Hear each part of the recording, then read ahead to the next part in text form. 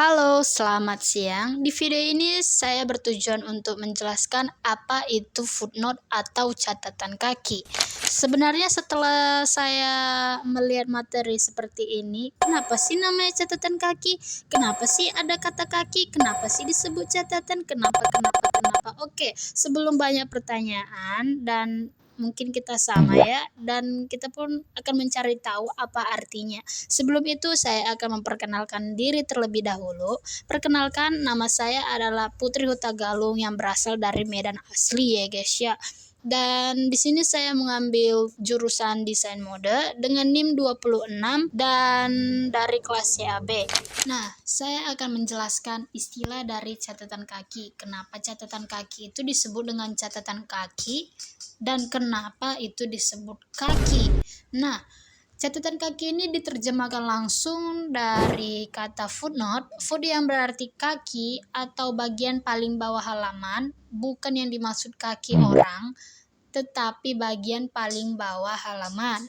Nah, catatan yang dimaksud ialah catatan yang nempel di bagian utama, tapi dipisah dan diletakkan di bagian bawah agar tidak kepotong dan tidak menimbulkan keribetan. Keribetan yang dimaksud itu apa sih? Nah, keribetan yang dimaksud itu adalah jika penjelasan tambahan ditambahkan ke dalam teks utama, maka akan menimbulkan kalimat yang berkepanjangan dan itu sifatnya mutar-mutar dan bakal membuat pembaca bingung mana poin utamanya, dikarenakan poin utama atau teks utama digabungkan dengan penjelasan yang sangat panjang yang dimana kita tidak menemukan mana sih ini arti atau inti sebenarnya, kenapa digabung gini, kan jadinya bingung gitu loh. Nah, di sini saya akan memberikan contoh simpelnya. Misal nih, kita nonton video dari YouTube. Di situ kan ada tuh judul besarnya. Dan kalau kita mengklik video itu, pasti di bawahnya itu ada yang namanya deskripsi. Nah, di deskripsi ini ada berisi penjelasan dan juga ada sumber-sumbernya. Kenapa bisa seperti itu, kenapa bisa seperti ini. Dan dia juga berada di paling bawah. Nah, itu juga bisa disebut dengan catatan kaki. Semisal nih, judul yang kita baca itu panjang banget. Kan kita muak kan ya? Pasti dilanjutkan di bawahnya atau di deskripsinya. Kalau mau lebih lengkap di videonya, kalau mau lebih ringkas di deskripsinya. Kira-kira seperti itulah. Bisa juga contohnya kita ambil dari TikTok nih ya kan ya, judul gedenya tuh paling atas. Nah, paling bawah itu berisi penjelasan. Kalau mau pengen melihat pendapat-pendapatnya di komen, gitulah kira-kira ya. Setelah kita mengetahui pengertian dari catatan kaki, tentunya kita juga penasaran, apa sih fungsi dari catatan kaki itu? Nah, catatan kaki berfungsi untuk menampilkan sebuah sumber dari informasi yang kita gunakan.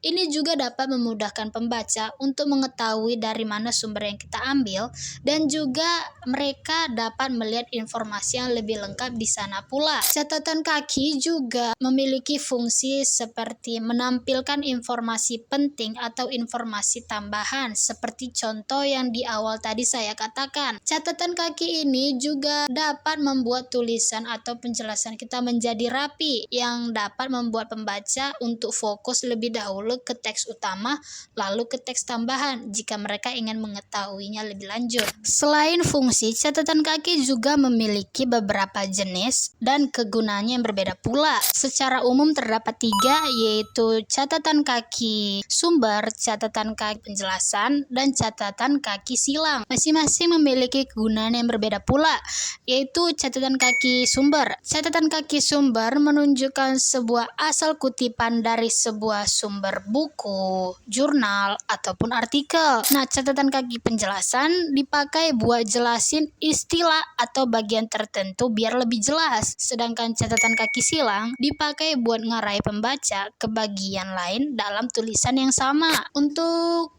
catatan kaki silang saya akan memberi contoh khusus. Bagi pendapat saya mungkin seperti ini. Saya akan mengambil contoh seperti saat saya membaca sebuah komik. Nah, di dalam satu episode itu terdapat satu kejadian atau satu scene yang dimana menimbulkan kejadian masa lampau dan masa terkini itu nyambung. Nah, untuk menjelaskan kejadian lampau itu bagian tidak mengingat, autornya pun meninggalkan satu catatan kecil di bawah scene-nya itu, bahwa scene ini atau potongan kejadian ini terjadi pada episode segini-segini. Misal nih episode 10.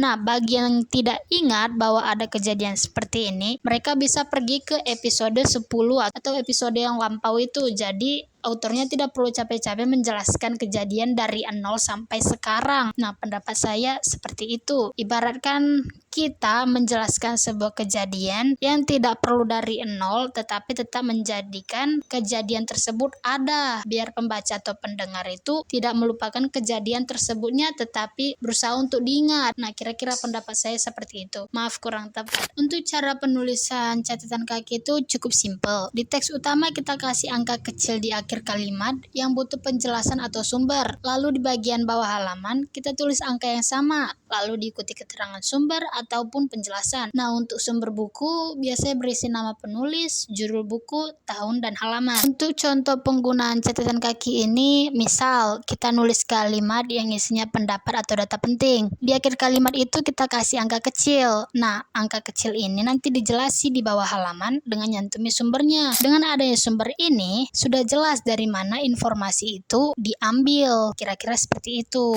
By the way, apakah kalian mengira catatan kaki dan daftar pustaka itu memiliki kesamaan yang sama? Oh, tentu tidak. Mungkin dikarenakan sesama menampilkan sumber, bukan berarti mereka sama. Perbedaan mereka itu cukup jauh. Catatan kaki itu muncul langsung di halaman yang sama dengan teksnya, tetapi beda posisi. Catatan kaki berada di bawah, sedangkan teks utamanya itu di atas. Nah, jika daftar pustaka, letaknya ini di bagian akhir tulisan, dan isinya kumpulan semua sumber yang dipakai selama penulisan. Jelas nampak jauh beda. Kira-kira seperti ini saja penjelasan saya mengenai materi catatan kaki. Adapun kesimpulannya yaitu memang benar catatan kaki ini sangat penting untuk bikin tulisan kita lebih jelas dan bisa dipertanggungjawabkan. Dengan adanya catatan kaki ini, tulisan kita menjadi rapi dan pembaca pun dengan santai membaca tulisan kita ini dikarenakan rapi dan terdapat sumber yang terpercaya pula. Dan kira-kira seperti ini saja penjelasan saya. Semoga dapat membantu dan membuat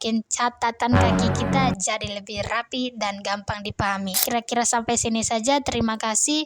Mohon maaf bila ada kesalahan kata ataupun kalimat yang saya sampaikan, dan maaf jika penyampaian saya mungkin kurang sopan. Terima kasih dan salam sehat.